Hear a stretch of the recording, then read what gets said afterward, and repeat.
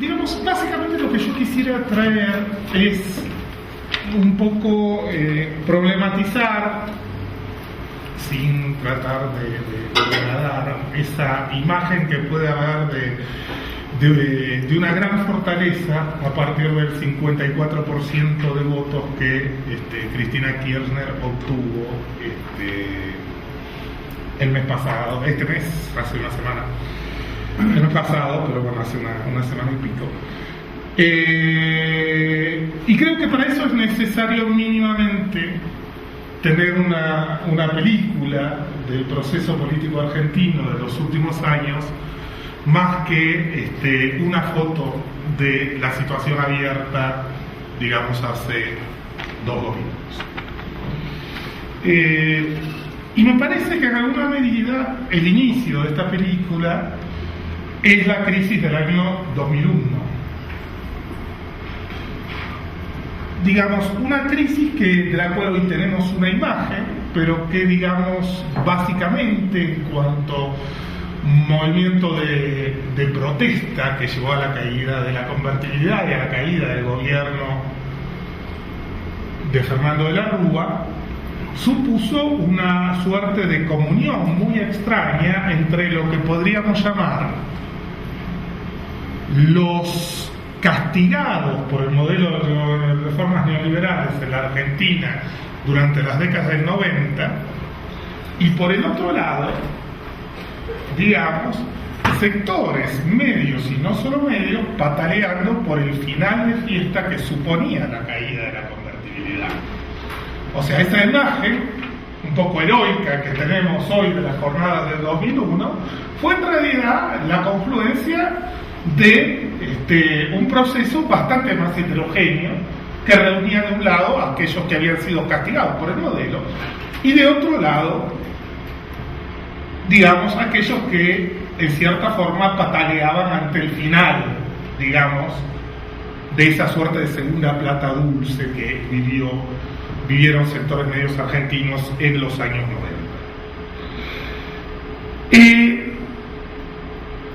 Es inescindible, digamos, de la radicalización de sectores medios, todos aquellos que tuvieron cierto vínculo con Argentina o aquellos que participábamos, digamos, de lo que fue los movimientos asamblearios que se fueron simultáneos a la caída de la Rúa, básicamente en las ciudades de Rosario y Buenos Aires, experimentaron lo que fue esta suerte de radicalización, básicamente de sectores medios descontentos, ¿no? Los momentos en que uno participaba en una asamblea y deseaba que en un momento dado llegara la militancia trotskista a tratar de manejar esa asamblea solamente para moderar a la vecina de la esquina que estaba mucho más radicalizada que el militante trotskista que teníamos al lado. Entonces digo, esto es importante porque sobre esta base, sobre una experiencia, si ustedes quieren, traumática, pero no para los sectores medios posterior a esto, que fue el interregno del gobierno de Duhalde, con la formidable especificación asimétrica de la deuda, para que ustedes se den cuenta, esto significó que todos aquellos que tenían depósitos en dólares que fueron especificados iban a ser compensados ellos, en realidad iban a ser compensados los bancos y ellos en esa deuda que no se podía devolver en ese momento a través de bonos, volcando, digamos, todo el peso de esa especificación de esa deuda al erario nacional. ¿Qué quiere decir esto? Que todos aquellos que tuvieran ahorro en dólares, empresas, sectores medios y demás, iban a ver moderada su pérdida de capital por una compensación que asumía toda la sociedad. Esto es, aquellos que no habían visto un dólar en su vida, porque los sectores populares argentinos no ahorran precisamente, y mucho menos en dólares, pagarían a través de impuestos generales durante los años subsecuentes esa especificación. O sea, el proceso comienza con esas manchas. Comienza siendo un proceso heterogéneo, comienza con una brutal transferencia de ingresos en favor de los sectores medios y altos de la población. Y aquí viene, en cierta medida, la impronta de, digamos, una presidencia que surge, ustedes recordarán, Kirchner en 2003 surge como el segundo candidato mejor votado, porque la elección la gana Menem, pero ante Menem se retira de una segunda vuelta en la cual seguramente perdería. Digamos, Kirchner inicia un gobierno, Néstor Kirchner, con el porcentaje más bajo de votos de un presidente en la historia política democrática argentina. Con lo cual, la reconstrucción de poder aparecía como un rasgo, digamos, como una necesidad central de la experiencia de Kirchner, que además tenía bajo sí ser el candidato de Duhalde, ¿no? Del presidente saliente, del presidente interino, y un candidato que ni siquiera había sido la mejor opción de Duhalde, sino que era la tercera opción de Duhalde, después de Reutemann y de la Sota, que no quisieron tomar la posta. Decía, hay que entender un rasgo central del discurso de Kirchner. Kirchner tiene la necesidad de moderar, digamos, de aceptar la protesta de sectores populares castigados, desocupados, castigados hasta entonces por el menemismo, y al mismo tiempo de lidiar con esta suerte de radicalización de sectores medios en sus inicios. Para ello cuenta con solo 1 de cada 5 votos que le habían confiado los destinos del país. Kirchner muy fuertemente va a empezar a tomar un discurso que en realidad es un discurso que uno puede encontrar, tiene una larga tradición en la historia política argentina, tiene una tradición que en realidad es una tradición que se inicia con el irigoyenismo, pero que había sido muy utilizado por Alfonsín justamente en los tiempos del gobierno de la Alianza, del FREPASO y de la UCR, cuando, digamos, tanto de la Rúa como Álvarez no lo dejaban hablar Alfonsín empieza en el interior del país con un discurso de fuerte tono, hoy diríamos nacionalista democrático, la idea de recuperar la comunidad nacional como espacio de reparación de daños y de vigencia de derechos. Increíblemente, y no porque haya una afiliación ni una mención, este discurso de intento de recomposición del tejido social, un discurso de comunidad nacional como reparación de derechos, va a ser el discurso central de Néstor Kirchner durante, digamos, el periodo de su reconstrucción o de su construcción de poder. Y esto tiene la fuerza de, digamos, los hechos política nunca son lo que son, sino que son lo que determinamos o convenimos que habrán sido. Esto va de la mano también de una lectura de Kirchner en sentido heroico de los sucesos del 2001. Y dándole a los sucesos del 2001, a esos sucesos oscuros, donde se mezclaban muchas cosas distintas, un carácter de prácticamente de un evento de heroicidad popular para acabar, digamos, con lo que había sido ya en el discurso de Kirchner, digamos, el planteo no solo de una ruptura con el pasado inmediato del neoliberalismo, sino con el pasado del neoliberalismo y lo que a veces injustamente era señalado como las claudicaciones del régimen político argentino, de la democracia argentina, del 83 en adelante. O sea, Kirchner viene a construir una nueva frontera donde, digamos, el espectro de esa frontera es, digamos, el régimen que comienza en el 76 y sigue con una democracia que no había sabido darle, en términos de Kirchner, el contenido popular o, digamos, el compromiso de adhesión a la palabra política que era requerido después de la crisis del 2001. Vamos a ver que en realidad del 83 hasta el 2003 el voto no peronista en Argentina siempre fue mayoritario. O sea, si el peronismo ganaba era porque el resto estaban divididos. pero el espacio no peronista había sido del 60% en el año 83, del 52 y del 55% durante toda la presidencia de Menem, del 62% en el 99 y baja radicalmente al 39% en la elección del 2003. Con lo cual tenemos también, digamos, un cambio de lo que es la significación de lo que había sido ese espacio de voto no peronista del 83 en adelante.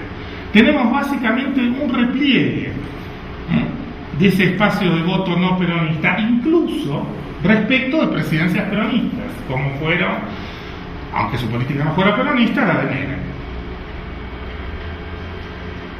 Kirchner así va a reconstruir poder, digamos, se da la paradoja de un presidente de formación peronista, de prácticas crecido en el peronismo, va a convertirse básicamente en un presidente que en Argentina llamaríamos con un estilo presidente del frepaso, un presidente progresista para los sectores medios.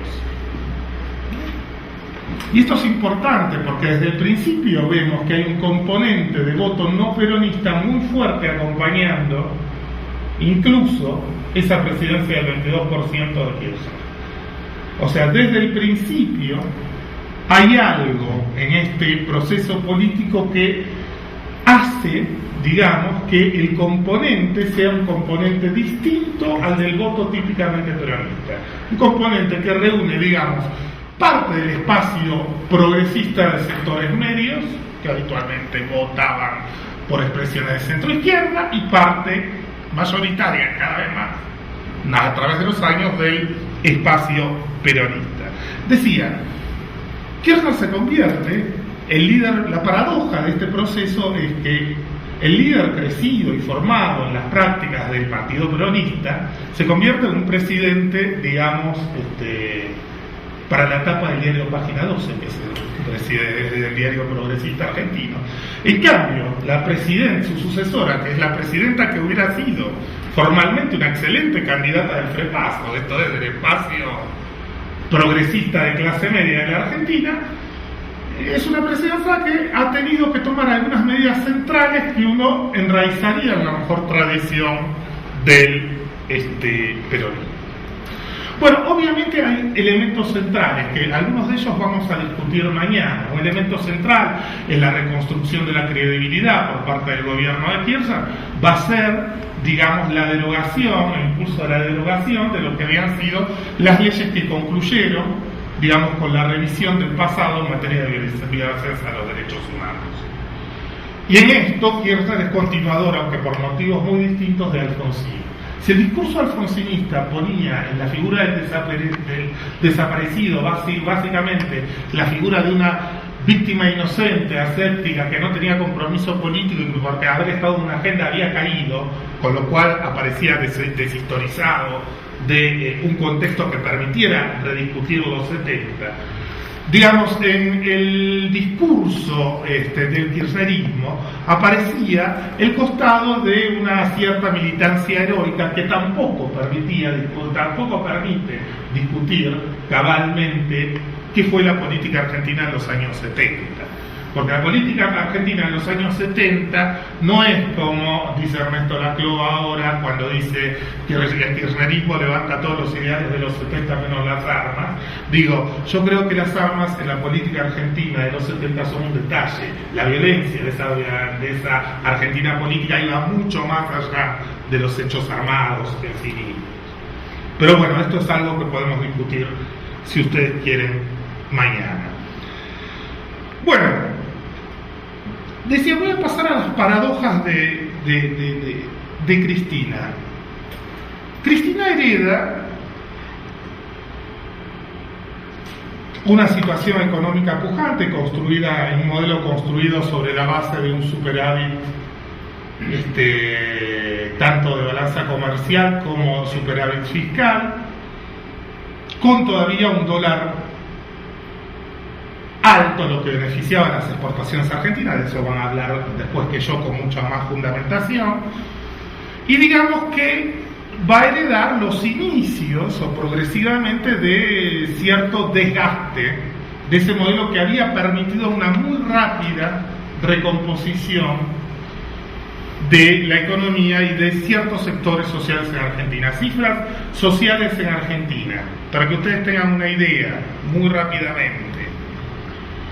Si Kirchner sube con un 54% de pobreza y un 27% de indigencia, la pobreza se va a reducir a menos de la mitad al final de su gobierno, o sea, el 25,9%, y la indigencia a un tercio.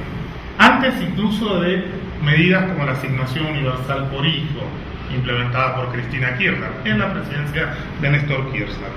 Digamos que desde entonces la situación en términos sociales mejoró muy poco, o sea, la pobreza bajó 2 puntos, la indigencia bajó 2 puntos, la desocupación está a los mismos niveles que al final del gobierno de Néstor Kirchner en 2007. El empleo no registrado, de cierta forma, sí ha continuado bajando. El aumento de las jubilaciones, digamos, el aumento del número de beneficios por jubilaciones ha seguido creciendo, pero uno podría pensar que el grueso de la recomposición de la situación social ya estaba dado en el 2007, no así en los sectores más bajos de la población, pero digamos, en cifras sí. En términos de distribución del ingreso, para que ustedes se hagan una idea, recién el año pasado Argentina recupera los niveles de la mitad de Menem. Esto, digo, no habla mal del gobierno, sino que da una magnitud de la crisis de 2001. O sea, recién el año pasado Argentina recupera una distribución del ingreso parecida a la del año 93, cuando se ve el coeficiente Gini. Recién ahora estamos con un coeficiente similar al que había a mediados de la presidencia de Alfonsín. Todavía hoy estamos lejísimos, digamos, de ese 0,34. Ustedes saben, cuanto más se acerca a 0 el coeficiente Gini, menor nivel de desigualdad indica. Hoy todavía estamos muy lejos de ese 0,34 que caracterizaba a la Argentina en el año 74. Pero esto para poner mínimamente en situación cuál era, digamos, la situación al asumir Cristina. Decía, Cristina tiene muy rápidamente, a pocos meses de iniciado, prácticamente ni bien iniciado su gobierno, surge la preocupación por la inestabilidad en la actual crisis, la primera aparición fuerte en el año 2008, y la necesidad de asegurar los recursos del Estado para seguir garantizando el pilar del doble superávit en su momento.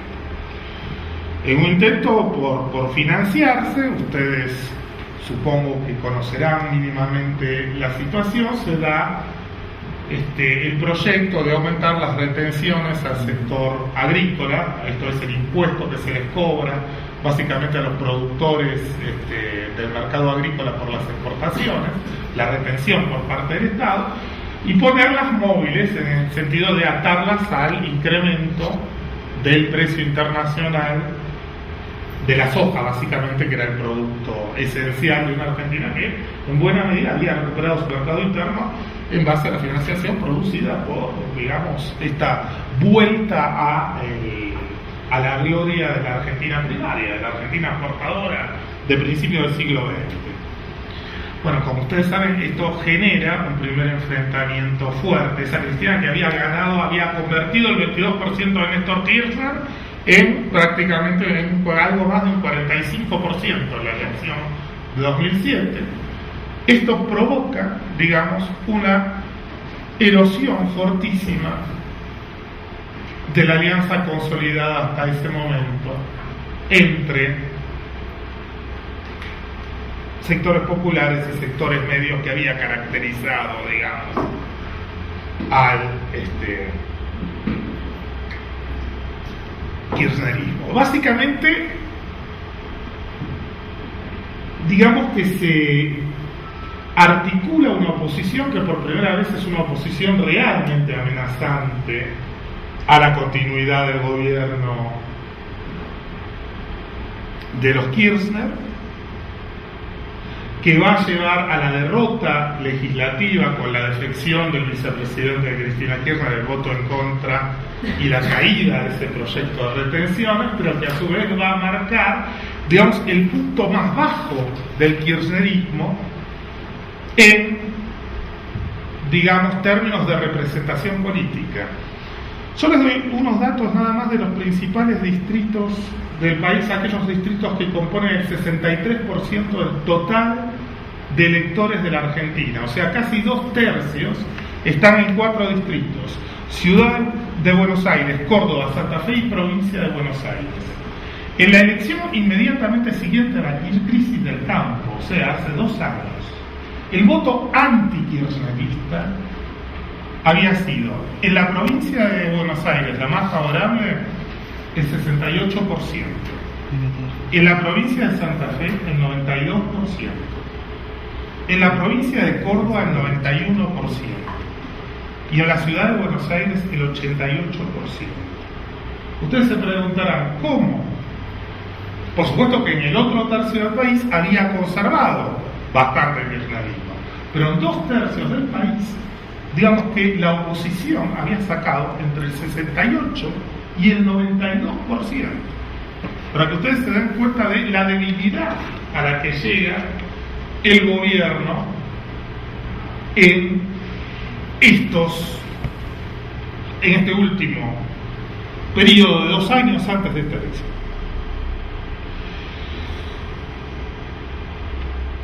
Cuando yo digo que hay 8 o 9 leyes que marcan una impronta mucho más fuerte de la gestión de los últimos años y que se dan bajo el gobierno de Cristina de Kirchner, quiero mencionarlas para que vean qué leyes son. La más importante, sin lugar a dudas, tiene lugar después de la crisis del campo y antes de las elecciones, y es la nacionalización de los fondos de jubilaciones y pensiones. Digamos, las jubilaciones, todo el sistema previsional había sido privatizado en la época de Menem y es nacionalizado por el gobierno. Esta sin duda es la medida más importante prácticamente porque permite realizar después otra serie de medidas y de políticas. Algo relativamente menor respecto a esto, la nacionalización de la de aerolíneas argentinas, también es del año 2008. Después ya de las elecciones de 2009, vamos a tener el proyecto de ley de medios que junto con, digamos, la disputa que se da con la situación en el campo es lo que lleva al gobierno a un enfrentamiento muy radicalizado con ciertos monopolios de la información en Argentina, básicamente el grupo Clarín, una, digamos, disputa que se ha iniciado ahí hacia el año 2008, pero que dura y todavía no tiene visos de continuar, pero digamos es una ley básicamente de desmonopolización de los medios, acompañada aparte de forma relativamente transversal por otros partidos políticos. El 29 de octubre del mismo 2009, también después de la derrota electoral, la aplicación por decreto de un subsidio, la asignación universal por hijo, extendida ahora este último año a embarazadas, que supone, digamos, la suma de unos $60 mensuales entregados a las familias de menores recursos por cada hijo hasta el 5.º hijo, y que ha supuesto en los sectores sí más vulnerables la diferencia entre tener pan en la mesa o no tenerlo, centralmente, a tiempo que es atada, digamos, al requisito de escolarización de los chicos y a la asistencia a la sanidad pública. O sea, en este sentido fue muy bien pensada. Había proyectos anteriores de la oposición en ese sentido. Siempre la crítica va a ser, es como la vieja crítica al peronismo, pero sí, el peronismo aplicó las leyes de Alfredo Palacio. Bueno, pero las aplicó. Alfredo Palacio murió sin haberlas aplicado, digamos, algunas ellas, otras no. Pero, digamos, es una crítica más o menos del mismo tipo. Sí, uno podría criticar, digamos, la forma en que fue implementado por decreto y no por ley, lo que hace más vulnerable una medida que es sustancial en Argentina. Pero hay que entenderla dentro del contexto de polarización como una oposición que había jugado, una oposición política que había jugado claramente, prácticamente a la destitución del gobierno en medio de la crisis del campo. Una oposición que inicialmente, a partir de una oposición salvaje al gobierno, solamente consigue como medida la sanción de una ley que va a ser vetada por la presidencia, que era otorgar el 82% móvil a las jubilaciones. Aclaremos que el gobierno de los Kirchner, además de ampliar en un 76% el número de remuneraciones, fue el único que instaló un sistema de actualización automática de las jubilaciones cada semestre, después de que durante lustros y lustros las jubilaciones estuvieran estancadas. Digamos, o sea que uno podría claramente caracterizarla como una medida un tanto oportunista de la oposición, que fue vetada sin costo alguno, en ese caso por la Presidente, y haberle quitado al oficialismo el manejo de todas las comisiones, pese a que era el oficialismo, digamos, la presidencia de todas las comisiones en la Cámara de Diputados. Pero quiero ir más allá, esto no termina acá como leyes. Para aquellos que niegan todo carácter republicano, digamos, a la presidencia de los Kirchner, quisiera señalar no solo la ley de medios, digamos que básicamente es una ley que hace a respetar la exigencia de una pluralidad, de una presencia, de una pluralidad de voces, y es vista, digamos, por buena parte de la oposición como un intento del gobierno de apropiarse de los medios de comunicación. Estamos en ese debate. Sino básicamente la ley de primarias abiertas, simultáneas y obligatorias que se aplicó por primera vez este año. El hecho de que los partidos están forzados a hacer internas abiertas, otorgándole a todos los partidos políticos, digamos, la misma presencia en los medios de comunicación y poniendo un costo muy fuerte a la financiación privada de las campañas. Esto ha dado un marco de igualdad, de relativa igualdad de competencia, al que, por cierto, le faltan elementos republicanos. El gobierno no tiene o no ha aceptado tener una ley sobre la pauta de publicidad oficial, con lo cual, en el fútbol para todos, el gobierno, hasta 15 días antes de las elecciones, saturaba con propaganda oficial en distintos espacios. Pero nunca había existido en Argentina la posibilidad de una presencia ya en el periodo de campaña realmente igualitaria, desde el candidato oficialista que triunfó con el 54%, hasta partidos que sacaron el 1 o el 0,8%. Entonces, digo, quisiera básicamente resaltar esas medidas, algunas medidas más por ahí, la creación por primera vez de un Ministerio de Ciencia y Técnica y, digamos, la generación por primera vez desde los años 60 de una política de ciencia y técnica en la Argentina. Y, digamos, en simultáneo, el triste espacio de una oposición que no solo no articuló ni siquiera una candidatura común, sino que básicamente se enfrascó en una disputa entre sí. Digamos, ya desde el 2007 queda claro que va a haber una oposición unida por un discurso, si ustedes quieren, que se autoproclama de corte republicano. Y tienen razón, en buena parte hay elementos republicanos en la oposición, hay elementos republicanos como sería el criterio de la independencia personal en un sentido casi carringtoniano, ¿no? de la libertad del elector no influido por dádivas o por beneficios sociales del gobierno, ¿no? Harrington suponía que la propiedad era la mejor garantía del derecho.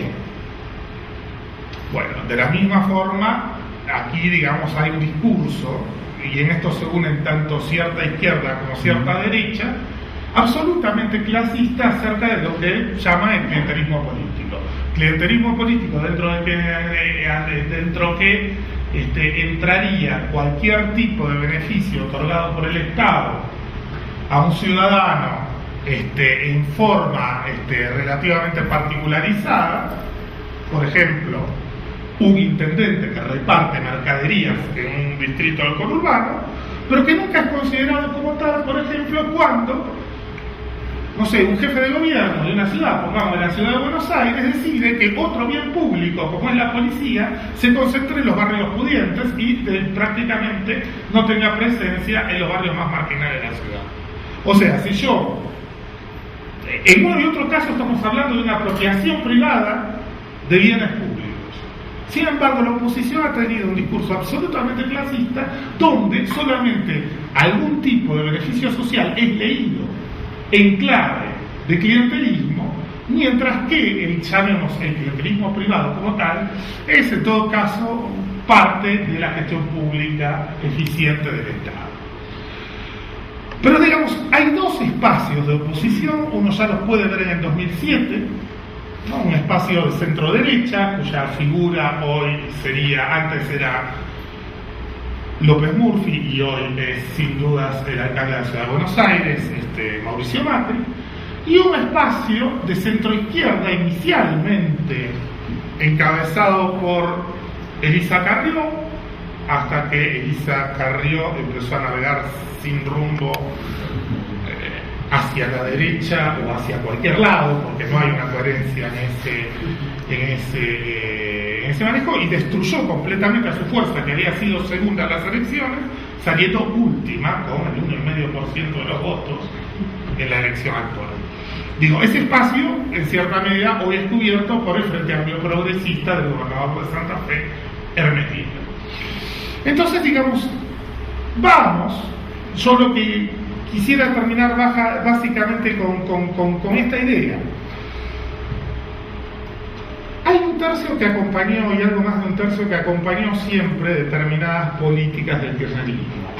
Políticas progresistas en materia de justicia, como fue la renovación de la Corte por parte de Néstor Kirchner, política de derechos humanos y política, digamos, de recuperación del salario, de recuperación del empleo, de atención social, de aumento del gasto público, etc.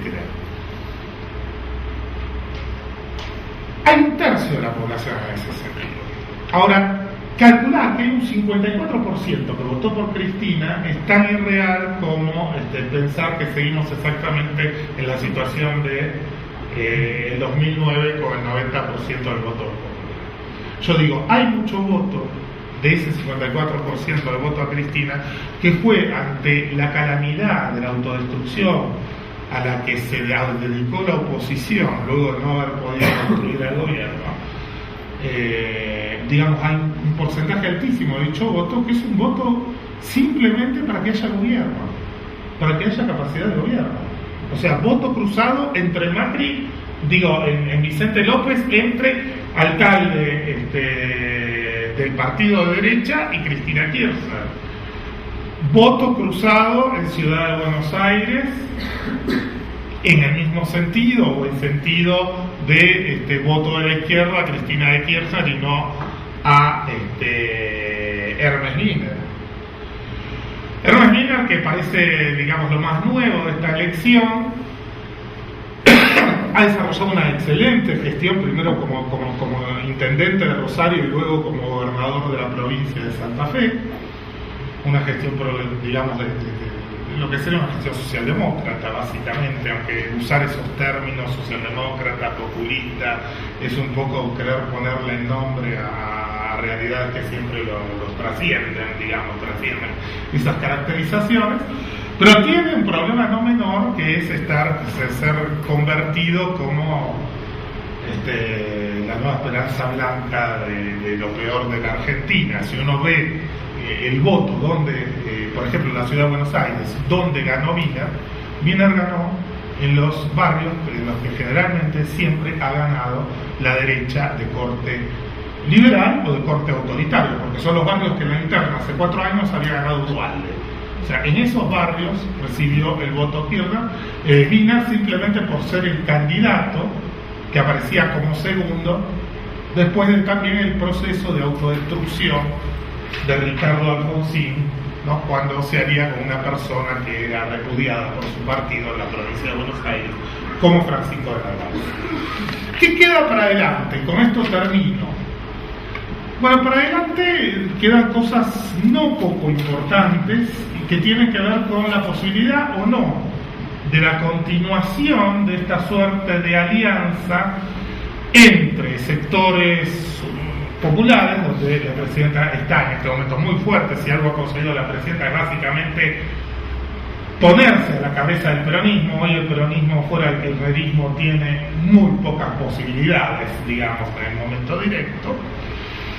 Y, digamos, más débilmente, ¿qué sucede con aquellos sectores medios que han apoyado por H o por B la gestión actual y que han recibido, digamos, si vamos a hablar de políticas particularizadas, buena parte de lo mejor del impulso al consumo del kirchnerismo?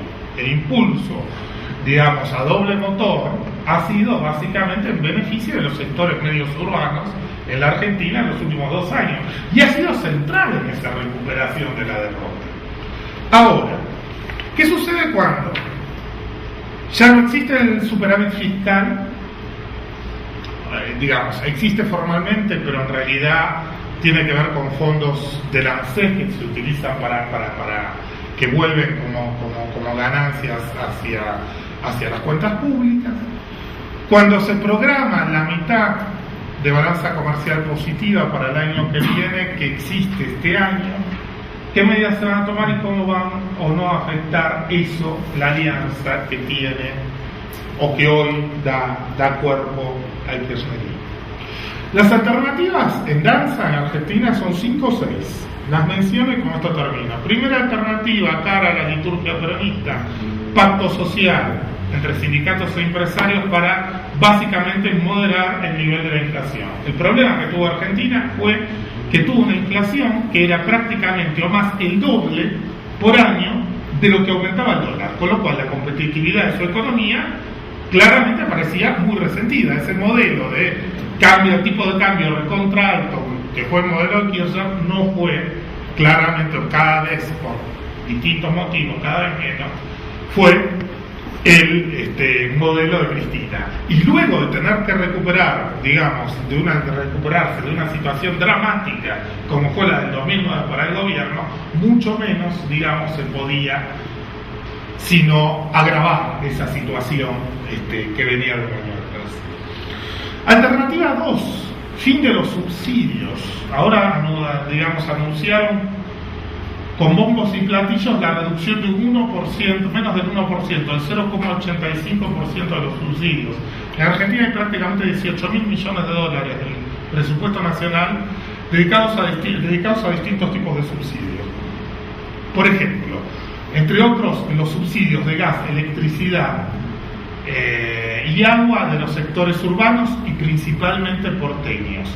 ¿Esto qué significa? Esto significa que aquel que vive en una villa de emergencia tiene que pagar, digamos, una bombona, una garrafa de gas a un precio sideral en el mercado, mientras que, digamos, la clase media porteña tiene, como tuvo antiguamente la especificación, tiene, digamos, el gas subsidiado, la electricidad subsidiada por el Estado Nacional. Ahora, avanzar sobre esto, no todos los subsidios son así. Hay, digamos, del total de esos 18.000 millones, hay un quinto, un sexto, que son dedicados, por ejemplo, al transporte, y ahí sí es cierto que hay un beneficio a sectores populares muy directo. Pero, digamos, hay amplias capas de los subsidios que van o directamente a empresas o a consumo de sectores medios acomodados, forzando una suerte de, digamos, distribución del ingreso en sentido negativo. Una alternativa para paliar el déficit fiscal y tener nuevamente más campo de acción del gobierno es ir sobre esa superficie de subsidios, ahora claramente ese 54% ahí mostraría toda su precariedad y toda su vulnerabilidad, digamos. Buena parte de los sectores medios que el gobierno ha hecho lo posible por sumar, por mantener y por retener en esta mayoría, y erosionaría su base de sustentación. Alternativa 3, nacionalización, conflicto al interior del peronismo, medio impensable hoy. Nacionalización de las obras sociales que en Argentina están en manos de los sindicatos. Importante en términos de ingreso, muy dificultoso en términos de gestión, porque el Estado, digamos, no tendría la capacidad para una gestión directa de las obras sociales de la noche a la mañana. Conflicto con el movimiento obrero, parte, bastión organizado del peronismo. Alternativa 4, petróleo y empresas mineras, sobre las que se ha avanzado relativamente. Igual, sobre todo las mineras suponen, digamos, una porción muy mínima de las exportaciones argentinas, pero bueno, Argentina se ha convertido en los últimos años en un exportador de oro con 1.700 millones de dólares de exportación de oro, básicamente de los pagos de julio y de la provincia de San Juan también. Digamos, la cifra parece como muy menor, pero no sería una alternativa completamente que uno pueda pensar como que no vaya a existir, más por características, si ustedes quieren, del efecto político, ideológico que puede tener en la construcción de una situación todavía no definida. Pero bueno, eso es básicamente lo que quería presentar. Tenemos todavía, digamos, un gobierno que actúa determinadamente bastante solo, bastante en soledad, una oposición muy deshilachada. Ernesto Laclau decía en estos últimos días que en realidad, si no había oposición, el oficialismo la tenía que construir, y parece que tomó él mismo esa tarea en sus hombros, porque ha dicho cosas que yo creo que están muy lejos de beneficiar al gobierno, como hablar a favor de una elección indefinida, reforma de la Constitución con reelección indefinida, lo cual nos volvería a los latinoamericanos a los tiempos del porfiriato, o peor aún, haber dicho cosas como este gobierno es los 70 sin las armas. Digamos, los 70 son otra cosa, de la cual podemos discutir mucho, pero el gobierno de Argentina, en todo caso, es un gobierno que está haciendo un programa progresista que ha tenido una situación donde ha podido aumentar, justamente por esa crisis del 2001, los límites de lo que era posible y de lo que no era posible en la vida política argentina, que también tiene una deficiencia muy peligrosa hacia futuro. Digo, Néstor Kirchner, uno podría criticarlo en el sentido de que era un político que vivía en la componenda mínima, con dirigentes provinciales, con sectores sociales, sea para negociar, sea para, como algunos critican, comprar voluntades, o sea para apretar, pero hacía ese trabajo a diario, y ese trabajo lo llevó a donde lo llevó, a la muerte, digamos, porque era un acuerdo ciclópeo mantener ese trabajo. El estilo de Cristina Kirchner es completamente distinto, y es un estilo más del despotismo ilustrado. No se discute, los espacios de discusión son muy pocos, los espacios de negociación con las fuerzas que componen, digamos, el bloque también son muy pocos, y esto, una situación crítica, puede ser una alarma o una situación de alarma a tener en cuenta, más cuando, digamos, de una forma o de otra, el kirchnerismo, en medio de esta situación crítica, en medio de esta situación que puede tener que ver con un cambio de alianzas a futuro, va a tener que redefinir su continuidad o no, cuál es si va a tener una trascendencia o no, qué sucesión va a haber. Bueno, esa es un poco la situación hoy. Básicamente quería reseñar eso, quería reseñar la excelente elección que supone el 54% por parte de Cristina Kirchner, ahora también, digamos, lo que para mí es la relativa maleabilidad y precariedad de ese 54% a futuro. Digamos, las grandes tradiciones cultural-políticas en las que el kirchnerismo recoge, me parece, algunos de sus principios, de sus valores y de sus iniciativas, y que al mismo tiempo nos ofrecen a nosotros claves conceptuales como para abordar un fenómeno tan complejo, ¿no? Una cosa que dijo Gerardo, en la que yo vengo pensando mucho,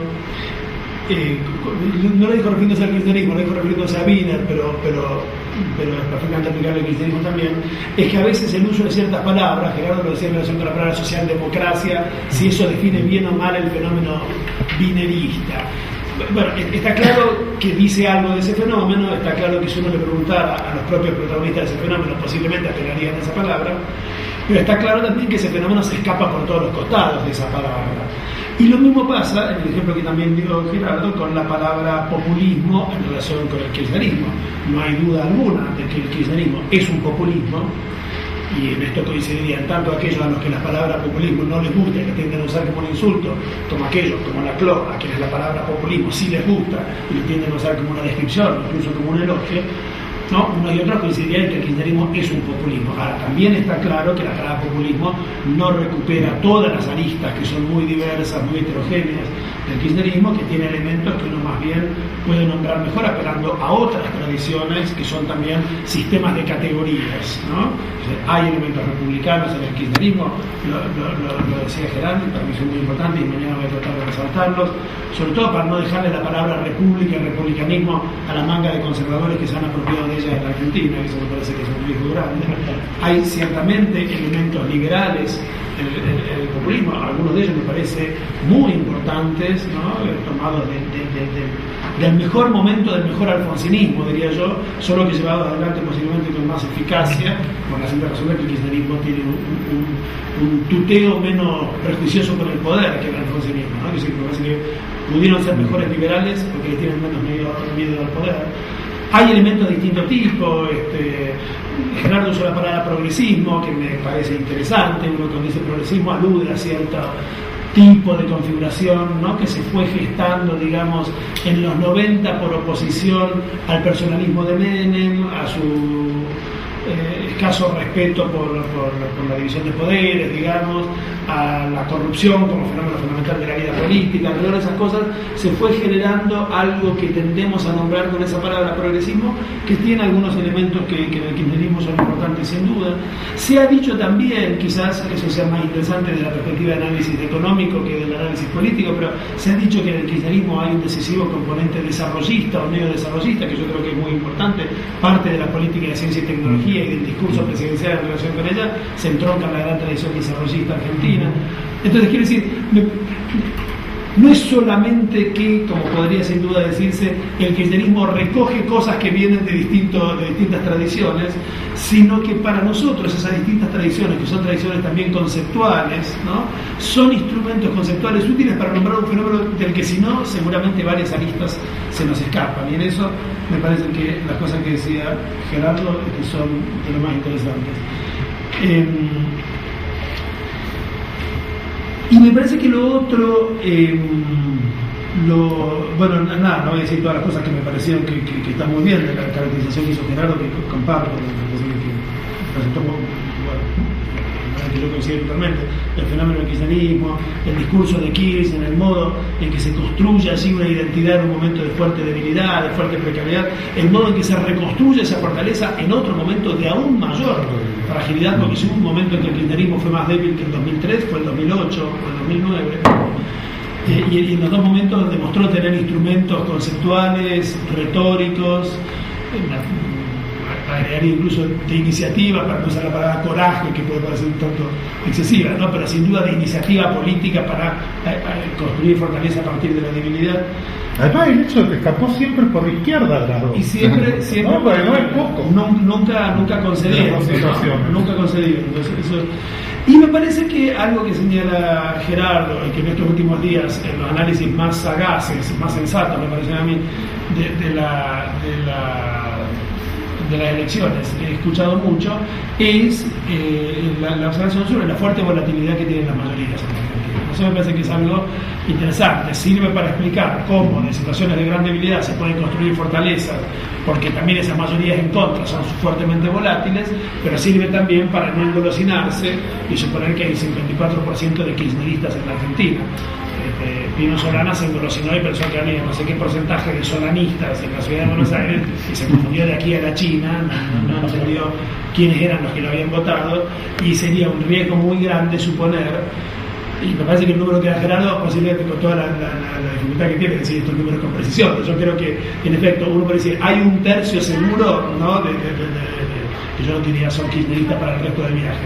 Ahora, después hay un campo donde lo que se trata es de hacer política y, en efecto, aunque uno puede decir que ese 54 en el que hoy está parado el gobierno pone una situación muy cómoda, digamos, para definir horizontes políticos, para definir estrategias sin una angustia muy grande, es cierto que hay restricciones que no son exactamente políticas, sino más bien que tienen que ver con la dinámica de la crisis económica, con la fragilidad del superávit presupuestario y comercial, etcétera, puede hacer que haya que tomar desde el gobierno medidas un poco menos universalmente benévolas, y eso puede complicar las alianzas que se ven.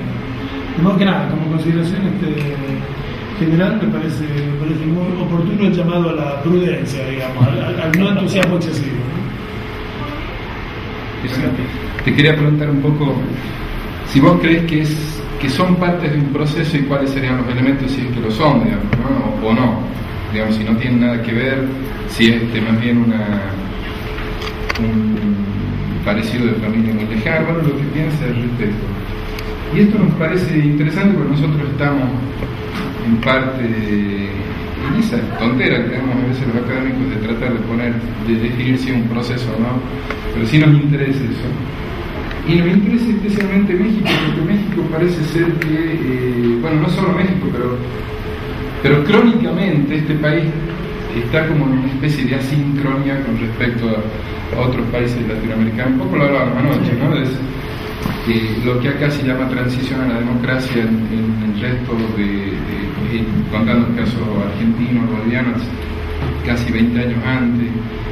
Acá todavía, respecto al económico, es una hegemonía absoluta del neoliberalismo, al punto de que muy pocas propuestas políticas siquiera ponen en discusión algunas cosas sobre el tema. Un poco preguntarte eso, ¿no? Y esto también porque nos hace que quizás veamos lo que para algunos argentinos son medidas moderadas del kirchnerismo vistas desde un tipo que está como 12 años en México, nos parecen que son ultra radicales,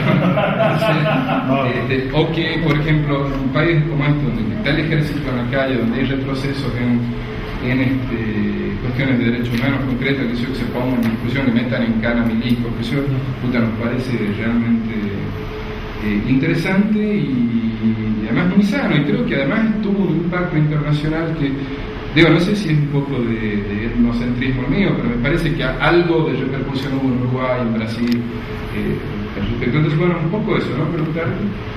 Y la otra es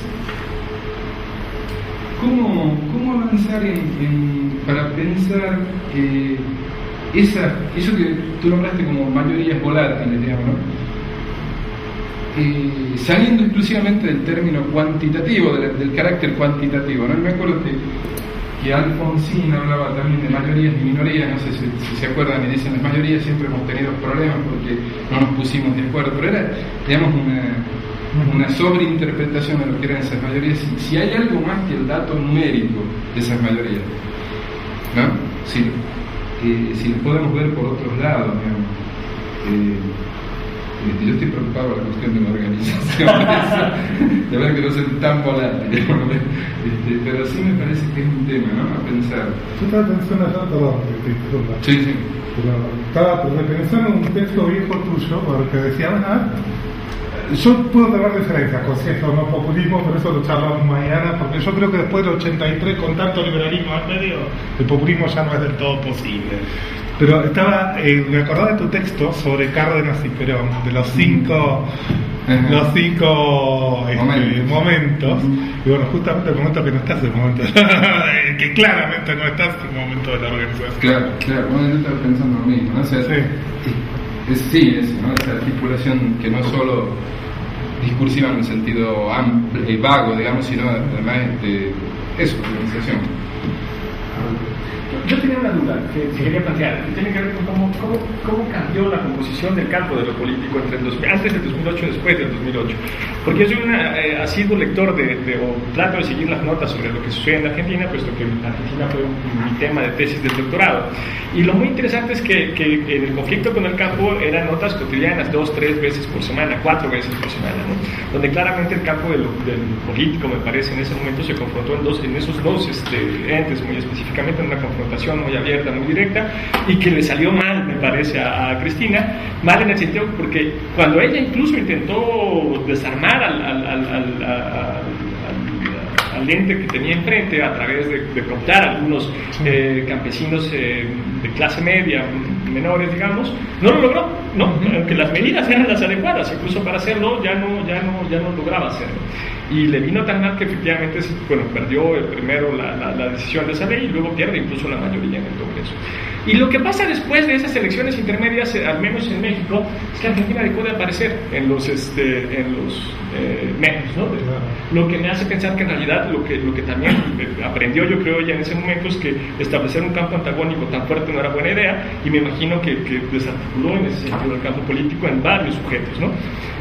Cosa buena por un lado, porque ya no le generó tanta bronca, y no solo no le generó tanta bronca, sino que incluso ahora se reposicionó de forma muy fuerte, ¿no? No tiene enfrente un enemigo único, claro, ¿no?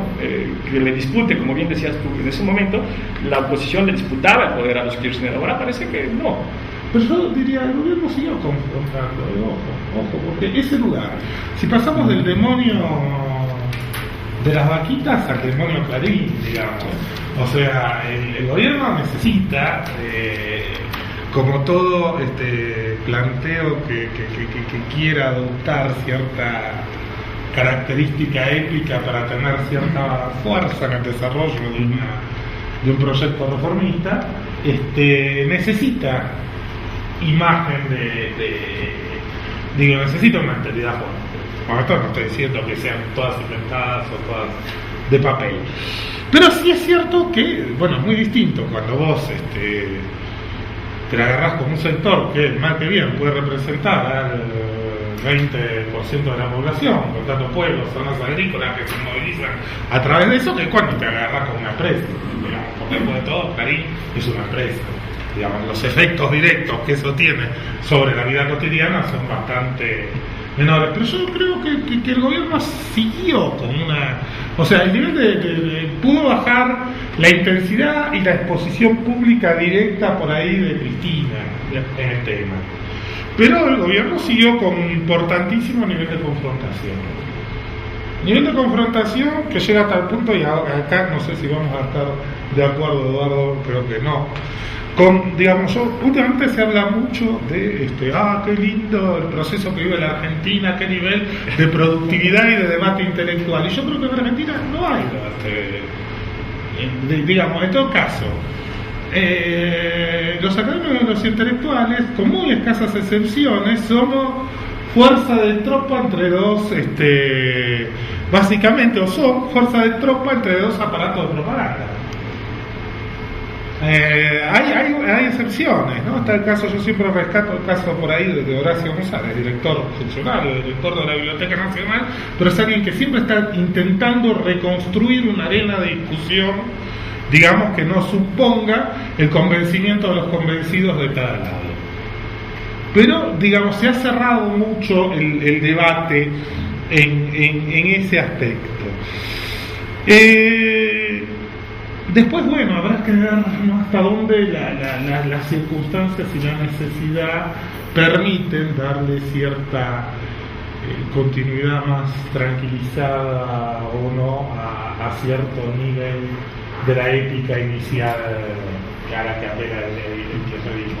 Incluso el discurso de los derechos humanos, yo criticaba, mañana por ahí vuelvo sobre esto, yo criticaba la recuperación que se hace de los 70.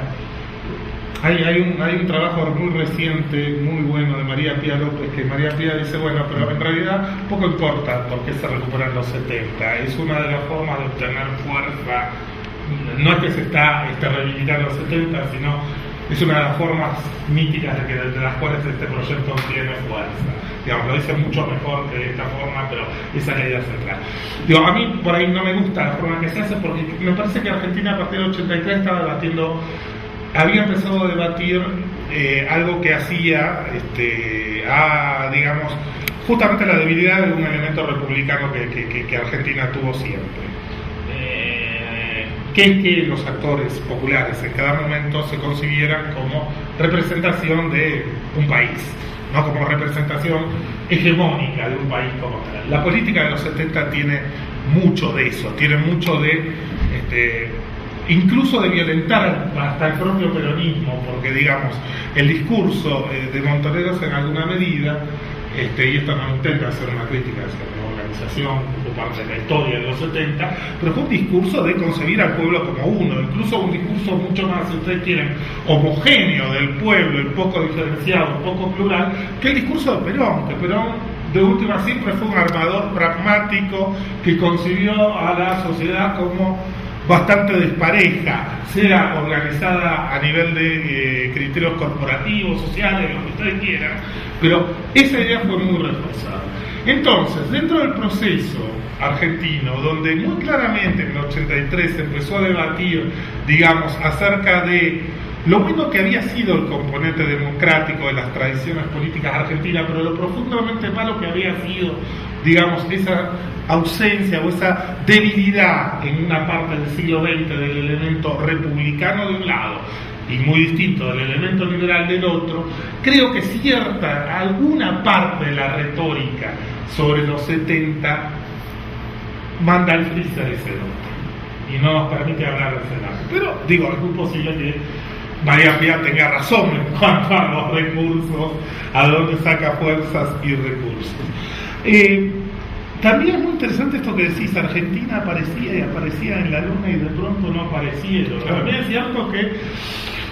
es cierto que ahí la oposición ha construido a pulso también esta victoria. O sea, Cristina mostrando a los demás y mostrándose ella menos hizo mucho porque el espectáculo, digamos, de la oposición apareciendo prácticamente como agentes en los medios defensores de grupos económicos, como era el grupo Clarín, digo, en el caso de la prensa, fue realmente lamentable. La incapacidad de poder llevar políticas en conjunto, más allá, digo, de ese sesgo, si ustedes quieren, de derecha republicana crítica, digamos, de cualquier forma de lo que ellos llamaban compras de voluntades. Y digamos, el kirchnerismo muy rápidamente tuvo que hacer al mismo tiempo una elección que fue una elección muy, muy realista. A muchos puede no gustarles o no, que fue la elección entre, nunca es que eligió completamente una y repudió la otra, pero digamos, en los primeros años del gobierno de Kirchner, el kirchnerismo tuvo que elegir entre transversalidad y territorialidad, para decirlo de alguna forma. Entre, digamos, seguir gobernando bastante al margen del peronismo y del aparato territorial del peronismo y tratar de incorporar a figuras de lo que llamaríamos la izquierda, el centro izquierdo, el progresismo, para trabajar.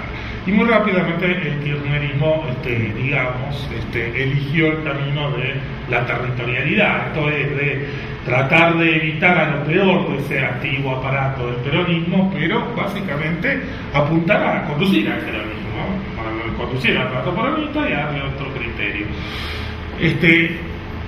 Bueno, es claro que yo creo que esa elección pudo parecerles dolorosa a muchos de los que tenían una mayor esperanza de reformas el kirchnerismo, pero creo que si el camino hubiera sido otro, después del 2009 no había gobierno. O sea, no se sostenía un gobierno sin mínimamente un peso territorial como el que en su momento, hacia el año 2006, 2005, digamos, que claramente empieza a construir Kirchner. Yendo a las otras dos cuestiones, sí, proceso latinoamericano, proceso regional o no, sí, claro, digo, no solo porque hay cosas muy parecidas en algunos de estos procesos, ¿no? Por ejemplo, el proceso brasileño y el argentino en materia de intento de lucha contra la pobreza y la indigencia, por ejemplo. Sino porque hoy las políticas, digo, siempre puede pasar, pero hoy sería medio impensable una crisis como la que, digamos, la que precipitó el 2001. Ustedes saben que atrás de la crisis del 2001 había, en primer lugar, una devaluación unilateral del real por parte de Brasil que coloca a la situación argentina todavía toda la convertibilidad imposible. Digamos, hoy hay una coordinación relativa que tendría que ser mayor, pero hay un nivel de consultas que te diría que excede a Argentina y Brasil incluso, tanto en el marco de ministros de Economía de la UNASUR como en la, digamos, relación bilateral, que siempre es una relación conflictiva o no con Brasil, fortísima. Hoy no estaría pasando esto. Cierto es que son muy distintos los procesos y también las etiquetas que podemos usar para evaluar los procesos. Digamos, yo creo que hay muy poco, Chávez tiene muy poco que ver con Cristina, no Mujica, pero Tabaré tenía muy poco que ver con Correa. El tema es, digamos, el patrón que hemos tenido para leer estos procesos, ¿no? Que uno podría, en todos los países, digamos, se han desarrollado en un sentido o en otro, digamos, políticas reformistas, supuestamente atentas a mejoras de cierta situación social en forma fuerte y marcando una ruptura con el pasado inmediato. Esto sería bastante una característica donde dentro de poco va a entrar hasta Santos en Colombia en el mismo rey, pero digamos, serían más o menos esas características. Son muy distintas en un país y otro. El asunto es cómo usamos los términos tipo tradiciones políticas. Los podemos sí ver para diferenciar características del proceso. Me dicen, bueno, el conflicto de Cristina con la prensa. Y que el conflicto de Cristina con la prensa, que además, digamos, que su gobierno fue el que abolió la imagen de calumnias e injurias por parte de los periodistas y demás, no tiene nada que ver con el conflicto que está sosteniendo Correa o con el que está sosteniendo Chávez hace mucho, que son muy distintos.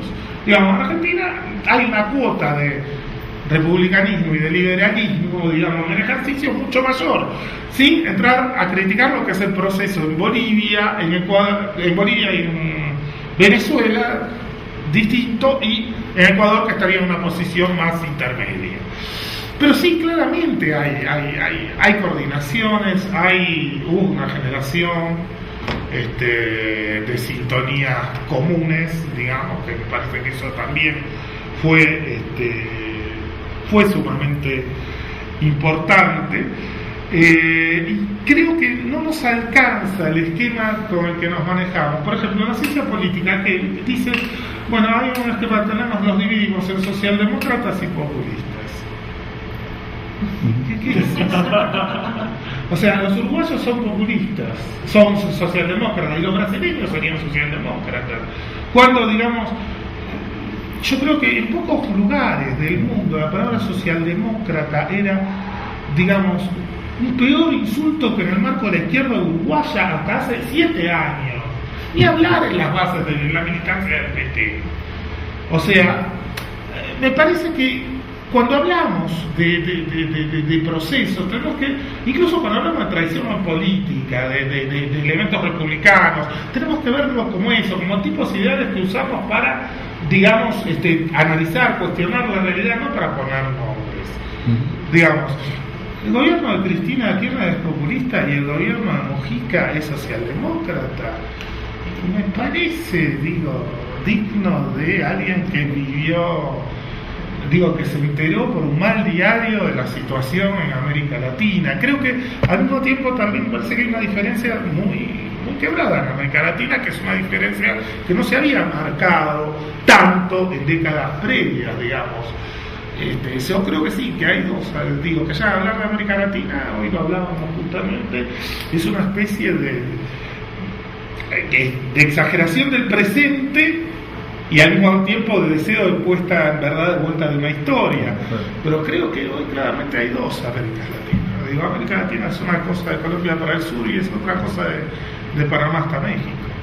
Digamos, y cada vez como realidad política, como movimientos políticos, como sincronías y asincronías, eso está siendo más, me parece que más importante, ¿no? Más ese cambio, creo que es un cambio que todavía, digo, del pensamiento político latinoamericano no tiene una reflexión sobre esto, pero yo creo que hay un quiebre relativamente importante en los últimos años y cada vez mayor, digamos, entre al norte y el sur del Darién, para decirlo de alguna forma, ¿no? Entre los ciclos políticos, los procesos políticos, la política muchas veces incluso los intereses, las formas de integración. En cuanto a la organización, y sí, ¿no? Esto es, uno sigue pensando que uno piensa, sí, el elemento que no está claramente es ese, no hay un elemento de organización. Y esto se potencia más por este riesgo que yo decía al final, ¿no? Esta Cristina, si bien tomó muchas medidas, es una política más cortada por el esquema de lo que era la política del repaso, las apariciones públicas, la escasa mediación directa de ella como organizaciones, dirigentes y demás. Por más que obviamente el tejido es mucho más vasto que eso. Tenemos una paradoja histórica que es que nos han dicho que el populismo supuestamente implicaba la no mediación entre el líder y los seguidores, ¿no? La burrada más grande que se ha construido en la historia de América Latina, porque digo, si algo han sido los populistas es constructores de organizaciones y de instituciones. Otro problema que nos trae Laclau, ¿no? Laclau como da vuelta al politólogo más cuadrado que dice el populismo destruye las instituciones. Laclau, digamos, le regala, como le regalamos el republicanismo muchas veces, las instituciones, digamos, y va a decir que el populismo también es el fin de las instituciones, nada más que reivindicando al populismo contra las instituciones, cuando en América Latina, digamos, ¿qué han sido los populismos sino grandes constructores de instituciones, grandes constructores de ciudadanía, grandes constructores de derechos, ¿no? Sí, ahí yo creo que hay también, hay un problema a veces, ¿no? Y que me parece que en el caso argentino el paso, el liderazgo de Néstor al de Cristina puede potenciar, no solo por estar más lejos del territorio, ¿no? Eso, yo creo que es una política más lejos que está más alejada del territorio, más cerca de las cámaras, que al mismo tiempo es mucho más ideológica, ¿no? Porque acá la película era que Néstor era el bulldog al que había que andar y Cristina la política más negociadora, cuando la realidad muchas veces en la práctica era mucho más al revés, digamos. Néstor era político mucho más de territorio, mucho más volcado a la pragmática constante de una articulación de consensos, y Cristina tiene más ese papel, ¿no? El papel de la sorpresa, de la conducción, de aparecer en la cámara, de no oír, no escuchar ni negociar demasiado. Lo cual, digo, en una situación crítica es una señal un poco por ahí más preocupante a futuro, pero sí uno ve muy poca, ve organizaciones sociales muy débiles, si querés. Hay otro nivel de organización que es importante, que está recuperado, y eso sí se recupera en estos últimos 8 o 9 años, ¿no? Yo me acuerdo que hace 5 años, en los proyectos de investigación en Argentina, no existía nadie que trabajara sobre sindicatos. Bueno, hoy los sindicatos son un actor organizado, con peso y con poder, digamos, pero no va mucho más allá de eso. Si quieres hacemos otra ronda. Pepe quería decir algo. Tengo 2 preguntas. La primera es, qué es lo que se ha institucionalizado a partir de 2003 y hasta ahora, en términos de políticas públicas, en términos de estilo de gobierno, de forma de representación, porque a mí por lo menos me sigue dando la sensación de que las construcciones son muy personalistas. Entiendo que los procesos de institucionalización llevan mucho tiempo, es decir, necesitan de mucho tiempo, no alcanzan con 5, 6, 7 años. Pero de acuerdo a la visión de ustedes, ¿cuáles son los legados en términos de institucionalización que está empezando a tener o que puede llegar a tener el kirchnerismo de aquí a unos pocos años? Y la segunda es, dada esta elección tan positiva, tan mayoritaria, ¿qué sigue en términos de discusión? ¿Qué sigue en términos de clivajes? ¿Qué sigue en términos de posibilidad de deliberar a favor de mejores políticas públicas, mayor bienestar social, etcétera, ¿no? Porque en el fondo a mí me da la sensación quienes sufrimos el menemismo en épocas de estudiantes universitarios y de trabajos precarios para pagar los estudios y todo esto, ¿no? En ese momento daba la sensación y todo el mundo decía, bueno, había como una suerte de discurso hegemónico de que de acá no se podía salir. Esa era como la realidad que teníamos que seguir en ese momento. De hecho, era el contexto del fin de la historia y todo, ¿no? Bueno, ¿qué hacer para que no haya un fin de la historia ahora con un 54% a favor, en el sentido de cómo salirnos del discurso hegemónico, pero no necesariamente disociándonos o siendo opositores del gobierno, porque yo estoy, digamos, de acuerdo con muchas de las orientaciones de sus políticas, ¿no? Pero creo que siempre hay un riesgo, ¿no?, en la falta de crítica y en la falta de cuestionamiento, ¿no? Entonces, ¿cómo lo ven ustedes desde allá? Digamos, ¿cómo evitar esa suerte de dormirse en los laureles si esta es no solo la mejor, sino la única alternativa posible? O sea, ¿cómo mejorar a pesar de una victoria tan contundente? Me parece, digamos, que el gobierno fue muy hábil en la construcción de este nuevo orden, o esta nueva hegemonía, como queramos llamar, y que dentro de eso, digamos, se incluyen y se enmarcan un montón de cosas, no solo de agenda pública, de debates, sino también de conflictos, ¿no?, que un poco de eso vamos a tratar de hablar después, que quedan ahora dentro de ese orden político que antes estaban fuera, ¿no? Y con respecto, digamos, a la agenda de los debates, lo más llamativo es, por ejemplo, tener a un partido como el PRO votando el 82% móvil, o digamos, el grado de consenso que generan políticas públicas que en los 90 eran impensadas, ¿no? En ese sentido me pregunto cuánto cambiaría el orden político con un gobierno como el de Wiener, con un gobierno como el de Pino Solanas, con un gobierno como el de Alfonsín. Incluso metería a Duvalde, digamos, no quiero ir mucho más allá. Me parece que el gobierno ha sido muy eficaz, por suerte, en lograr y construir esta nueva hegemonía, digamos, que en los 90 era totalmente distinta. Y lo segundo, algo que me interesa, es el tema de los intelectuales. El otro día lo hablábamos con Rafael Rojas, un profesor cubano, y él nos mencionaba que el nivel del debate de los intelectuales argentinos era elevadísimo con respecto a otros países, ¿no? Yo conozco apenas de la realidad mexicana, pero lo que quería mencionar también era algo que a mí me parece positivo, es el grado de politización que se alcanzó en el debate intelectual, digamos.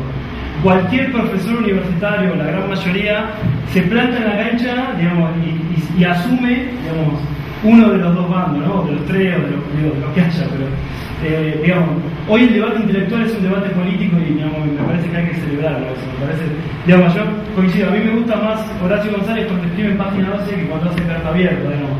Me parece que a veces, digamos, el lenguaje de barricada a veces, digamos, entorpece un poco el debate de ideas, digamos, porque son campos distintos, ¿no? Pero esos dos comentarios. Muchas veces, me parece que se ha erosionado el espacio de un debate donde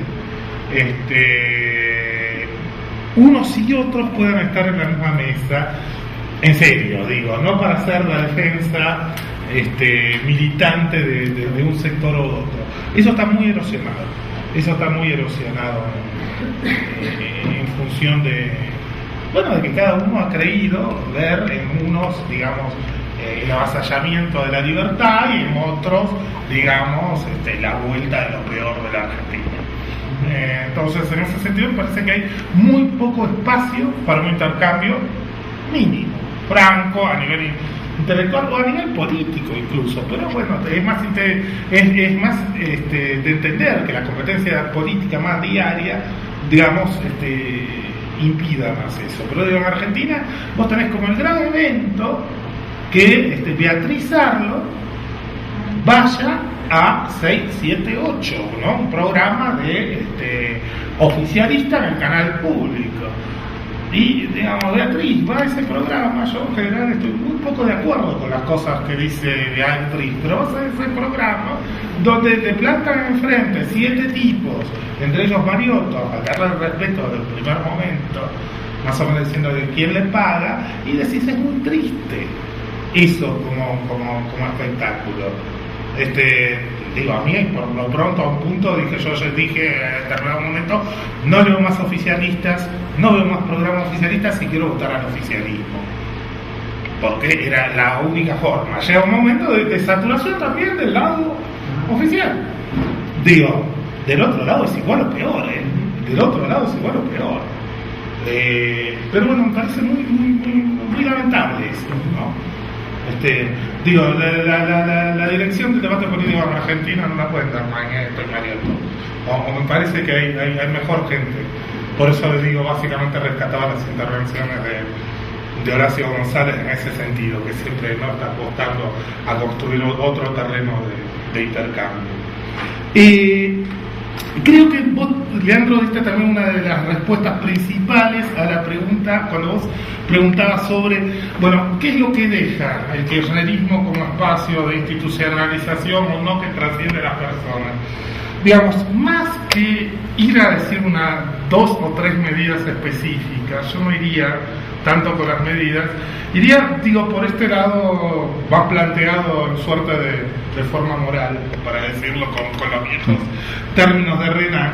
¿Qué es esto? Que si yo concibo, digamos, al Estado o a la comunidad política como espacio de reparación de derechos y daños, un montón de reclamos de derechos que antes se daban fuera de ese marco y que eran impensables en otros momentos, sea derechos, sea desde la asignación universal, que no tiene la institucionalización que a mí me gustaría, porque está por decreto, o sea el matrimonio igualitario, en el caso de minorías sexuales, sean otras, están todos dentro.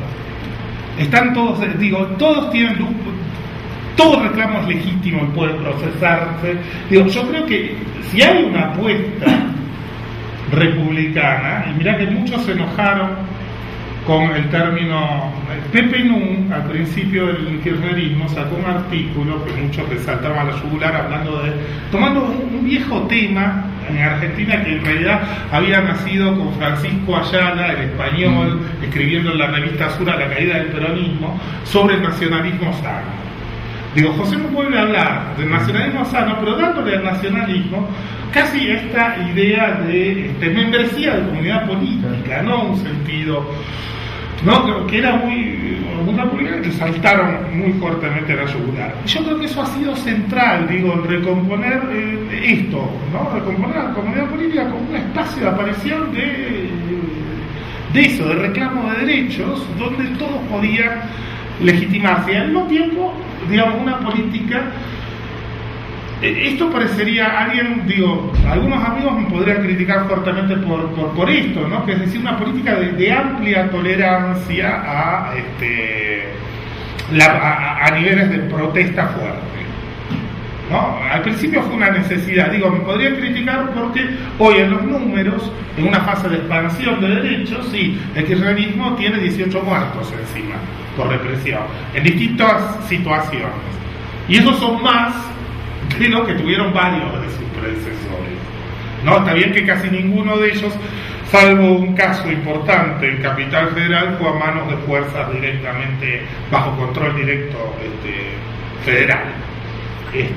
Muchos fueron fuerzas provinciales, pero la tolerancia, incluso con una sociedad que era mucho más intolerante que el gobierno frente a distintas formas de reclamo y de protesta, me parece que es otro de una sociedad tan profunda, donde está tan profundamente arraigado hay que sacarlos de ahí a palos ante cualquier tipo de reclamo. Me parece que es otra de las cosas que queda. Vos me dirás, bueno, pero no son instituciones lo que me estás diciendo, son básicamente cambios en la cultura política o en las tradiciones. Bueno, después todas las instituciones son eso, las instituciones son, pautas de interacción que quedan relativamente sedimentadas. Y así como yo creo que todavía el sistema político argentino le debe enormemente a la transición del 83, enormemente a esa transición desobediente, de ruptura, digamos que si querés fue la transición que desobedeció a todos los politólogos, porque la transición que obedeció a los politólogos es la transición chilena. Así como la transición argentina transgredió todos los buenos consejos dados por la academia, creo que impulsó, mantuvo una presencia de principios acerca de, básicamente de qué es la democracia, qué es la dictadura, qué es la servidumbre política, qué no lo es, que permitió que prácticamente el Estado colapsara en 2001 sin que, había más posibilidades de que los bomberos voluntarios del barrio de La Boca dieran golpe de Estado que cualquier militar se lo pudiera hacer nada, lo cual en la historia argentina es inédito, y en eso se le debe mucho a esa transición. Se le debe también, para ser franco, al menemismo, al cual yo no rescato nada, pero en la política con las Fuerzas Armadas, si hay una continuidad fuerte en la transición, es la que empieza más conflictivamente con Alfonsín y termina con Menem dejándole a los militares los cuarteles para alquilar para hacer fiesta de 15. Entonces, de las chicas. Entonces, ahí hay me parece que eso se hereda, más allá de cosas muy básicas, como es que los recursos solidarios de la seguridad social los maneja el Estado o los maneja un agente privado para obtener ganancias. O sea, eso sí creo que son, si vos querés, principios instalados en instituciones que tienen que ver con la organización de la seguridad pública en Argentina. La ley de medios está bien, si vos querés, está manchada por una pugna de poder, que indudablemente hay, pero en el fondo la ley de medios es una ley antimonopólica con presencia fuerte, de organizaciones sociales, y el intento de romper con el monopolio nacional de noticias, potenciando, básicamente la creación de emisoras con producción propia en todos los rincones del país, son cambios garrafales. El matrimonio igualitario como tal, la posibilidad de la adopción igualitaria para todo el mundo, son cosas que han trascendido, que me parece que este gobierno deja, y en las cosas que van a quedar, algunas por más tiempo, otras por menos, sí creo que el gobierno de Cristina, pese a lo que dije en cuanto al mejoramiento de la situación social, va a dejar hacia el futuro mucho más que el gobierno de Néstor. O sea, creo que las grandes, si vos querés, transformaciones a nivel legal, institucional o de cambio se consolidaron en los últimos 4 años y en medio de esa situación sumamente complicada, que fue eso, el haber pasado de ser un gobierno con el 45% de los votos, una buena cifra para Argentina, tener el 90% en contra en todos los centros urbanos del país. Si es responsabilidad, a ver, no digo que tú lo digas, pero si es responsabilidad del gobierno la falta de ausencia de debate intelectual. Primero eso, ¿no? Yo creo que no lo es, creo que el gobierno va a tratar de que tomen partidos por ellos y que para mí me parece que es una cosa esperable, etc. Y aún así, aunque vos me digas, no hay tal debate, porque no hay una arena común, yo creo que respecto a América Latina no habrá debate, o sea, no hay, en términos de que no hay intercambio, pero sí hay elaboraciones, me parece que son bastante más sofisticadas. Yo siempre le envío cosas a Antonio que lee, y él me marca esto, ¿no? ¿Qué sé yo? Que uno lea en un diario de circulación no marginal en Argentina, por más que sea oficialista, como Página 12, Gramsci, que nos nombra a Gramsci, digo, y que no sea enteramente marginal.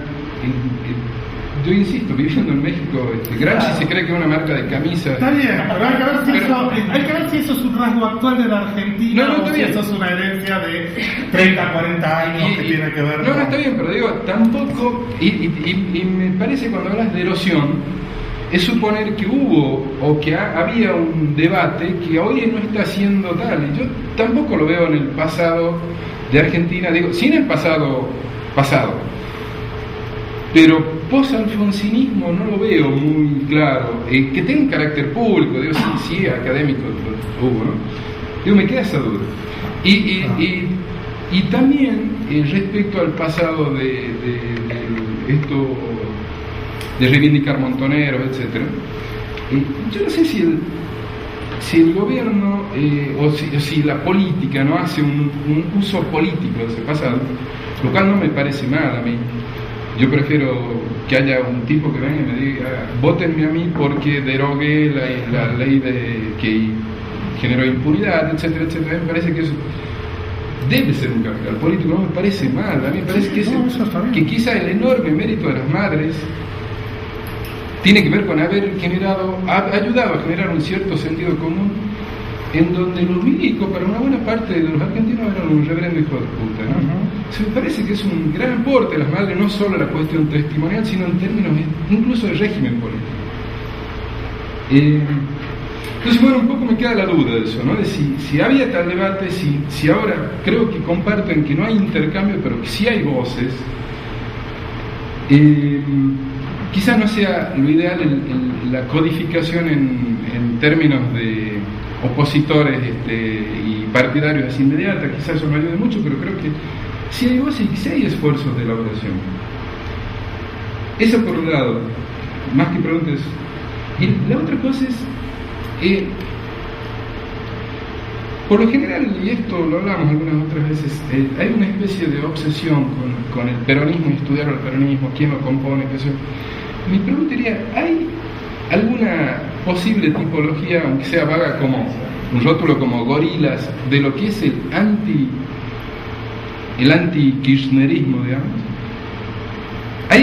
¿Se podría pensar que se configuró, o que se está armando algo así como porque yo tengo la sensación de que algo se movió ahí. Y yo te voy a dar un ejemplo doméstico porque vivo, insisto, en México y mis comunicaciones son familiares. Mi vieja, una gorila, mirá, y ahora no la toquen a Cristina. Mi hermana, también gorilas de izquierda en este caso, kirchnerista, a más no poder. Y bueno, una amiga que estuvo allá me contó lo mismo, ¿cierto? Y creo que algo se movió, ¿no? Pero digo, ¿habría algún rasgo así? Nosotros en Argentina, por ahí vale la pena hacer una aclaración histórica de que el gorila es un antiperonista para los cuales, digamos, no hay muchas explicaciones racionales, ¿no? En serio, es una cosa que no hace de puro gorila. Gorila, me pongo en defensa de gorila, te diría que tampoco las hay para ser peronistas. No, claro, pero yo lo que te digo es, no aplica a un tipo que, por ejemplo, claramente es antiperonista por una cuestión de intereses claramente identificable. Gorila es más bien, creo que aplica una cosa más, sí, sentimental, digamos, no un tipo que diga, hice el cálculo y me dio que tengo que ser antiperonista. Sobre a eso me refiero. Sobre el primer punto que ponías en la mesa, ya Gerardo adelantaba que muy probablemente no va a haber acuerdo con quiero aprovechar para, no sé. Mañana va a ser la pelea. No vas a hacer una pelea tan fácil. No, a ver, no, estoy básicamente de acuerdo con lo que dice Gerardo sobre la ausencia de debates intelectuales importantes. A ver, quizás un par de cosas sobre eso. Pero me tentó esto último que decía de tu vieja reconvertida en tu hermana reconvertida. Explícame cómo se hace, porque con la mía no lo logro.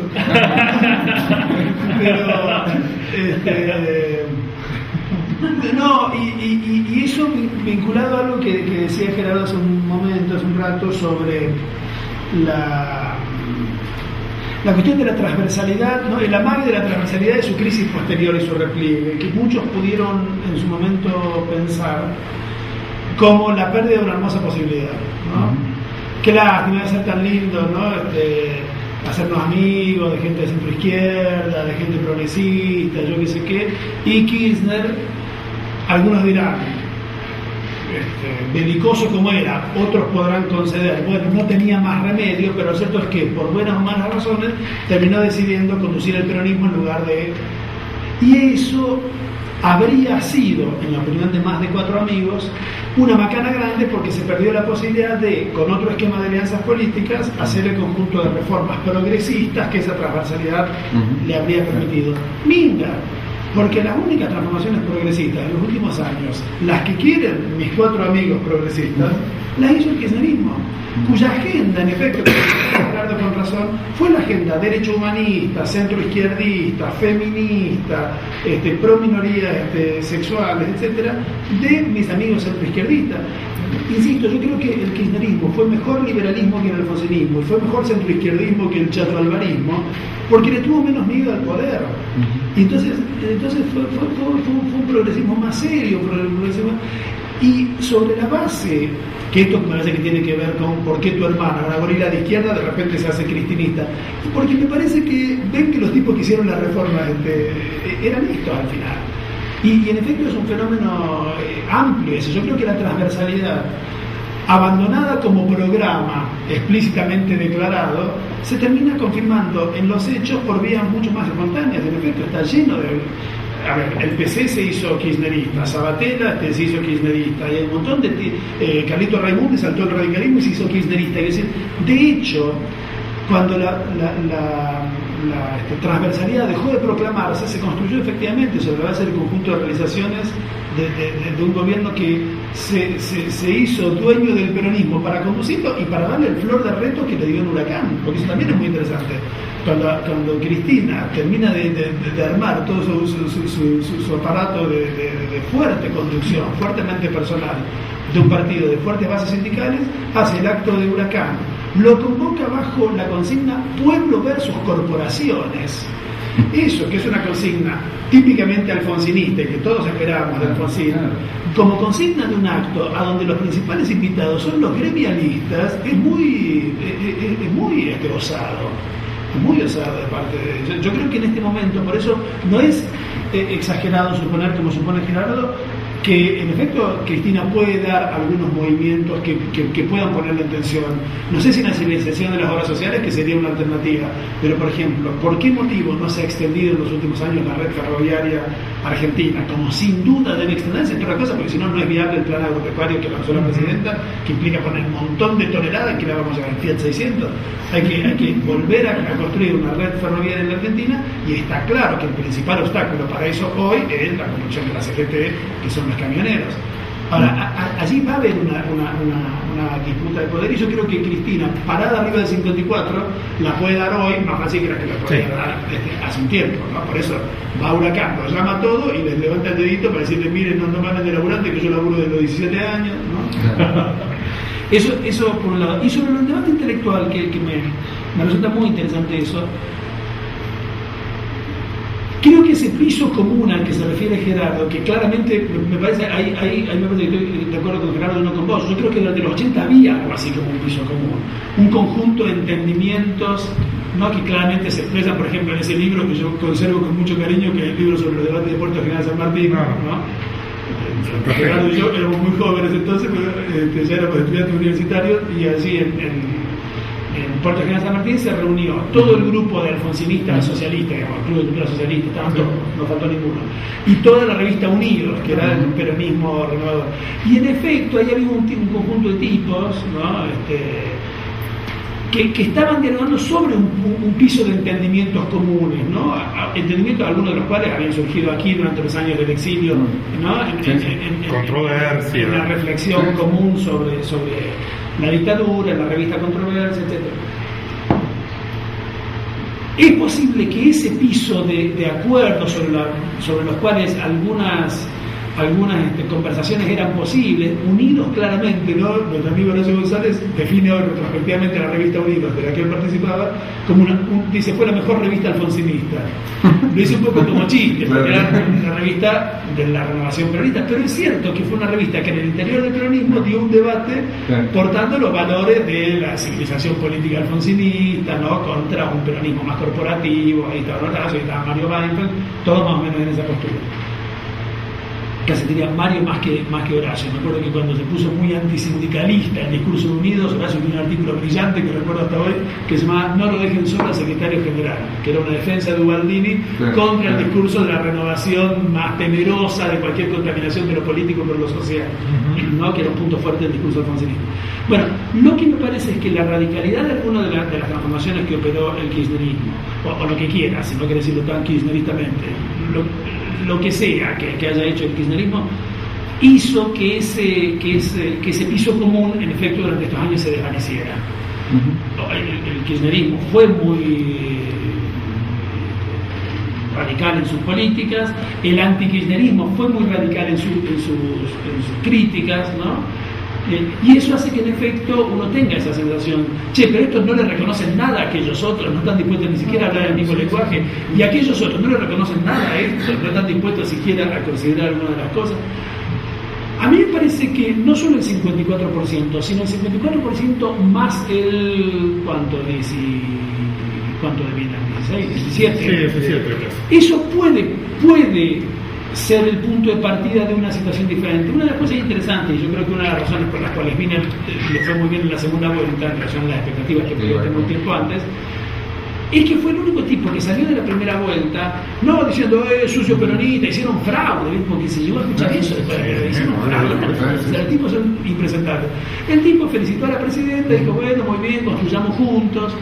Yo creo que si se empieza a establecer un clima sobre la base del reconocimiento de algo que no me acuerdo de algunos de ustedes, parece que vos decías, ¿no? Que es esa sensación de que se pueden hacer las cosas que antes creíamos que no se podían. Yo creo que el kirchnerismo, entre otras cosas, es eso, es una ruptura con el imposibilismo, que fue una marca de origen del progresismo argentino. El progresismo era tratar de hacer todo más o menos bien, aceptando que hay un montón de cosas que no se pueden. Cuando el kirchnerismo viene a decir, no se puede, de la Galápagos, ¿por qué no se va a poder? ¿No? Entonces, y me parece que si eso empieza a ser un nuevo entendido de la cultura política argentina, que sí se puede, que hay un conjunto de derechos universales que no tienen marcha atrás, que el Estado, de todo esto que lo haré mañana, pero anticipo esto, que el Estado no está más del lado malo de la historia, sino del lado bueno de la historia, que me parece que es una de las conquistas conceptuales de estos últimos años. Bueno, sobre esa base, sobre esos nuevos consensos compartidos, uno ahí podría decir, bueno, a lo mejor ahí podés discutir, y yo tengo muchas ganas de discutir algunas cosas con algunos buenos amigos que votaron por Wiener, con muy razonables críticas al kirchnerismo, pero no las puedo discutir si los tipos dicen gloria eterna a Violcati, ¿no? Obvio. Claro, entonces yo creo que esas coyunturas de fuerte contraposición hicieron muy posibles las discusiones.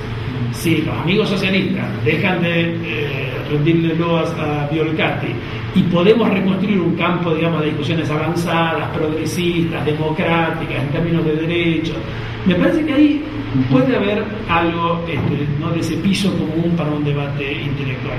Y lo otro que digo, pero brevísimo, solo porque es una obsesión personal mía, y hoy mientras desayunábamos con Gerardo y conversábamos, yo creo que hay una cosa que está pasando también en un sector muy específico de la intelectualidad argentina, que es la academia, digamos, ¿no? No todos los intelectuales son académicos, y yo casi me lo van a decir por suerte, porque una de las cosas que está pasando, ¿no? Es una fuerte inhibición de participar con todas nuestras armas y bagajes de esas elaboradas reflexiones académicas que yo comparto que tenemos en Argentina, tenemos un alto nivel de algunas discusiones, que plasmamos en bellísimos papers que si están publicados en revistas referateadas mejor, si las revistas además son extranjeras mejor todavía porque puntean más, con lo cual los mejores esfuerzos intelectuales de algunos de nuestros académicos más interesantes, en lugar de estar puestos en alimentar un debate público, tratando de producir un lenguaje que traduzca bien esas disquisiciones intelectuales a un cambio más amplio de debate, están orientados a construir ridiculum vitae en los que hemos decidido compartir nuestras vidas.